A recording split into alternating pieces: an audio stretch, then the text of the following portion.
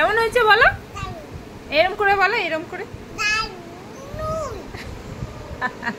তো ডিউটি থেকে ফিরে স্নান টান করে ফ্রেশ হলাম, আর আমার ছেলে উঠে বললো মামা কিছু খাবো, কিছু বানাও। তো কি বানাই ভেবে ভেবে তখন কি করলাম, একটা হেলদি কিছু বানালাম। তো কি হেলদি বানালাম দেখে নাও। এই যে চিড়ে আর আলু সিদ্ধ দিয়ে একটা হেলদি পোহা কাটলেট বানালাম।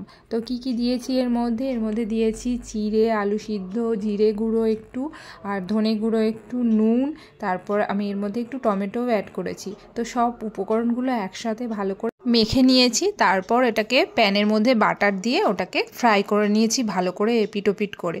তো চলো দেখো আমার ছেলেকে দিচ্ছি, ও তো মহা আনন্দে খেয়ে গেছে আর বলেছে মামা দারুণ হয়েছে। এই যে দেখো একটু সস দিয়ে একটু স্মাইলি বানিয়ে দিয়েছি, তো বেজায় খুশি হয়ে গেছে।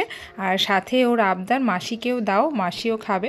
তাই জন্য ওই যে পুকুর যে মাসি আছে ওনাকেও হচ্ছে গিয়ে দিয়েছি, উনিও খাচ্ছে, তাতেও খুব মজা পেয়েছে। সবাই আমরা একটু একটু করে টেস্ট করে দেখেছি। তো পোহা কাটলেটটা তো দারুণ হয়েছে, চাইলে তোমরাও বাড়িতে বানিয়ে খেতে পারো। আর এটা দারুণ হেলদি, যেহেতু কোনো রকম স্পাইসি কিছু নেই, তো দারুণ হেলদি। চলো টাটা আজকের মতো।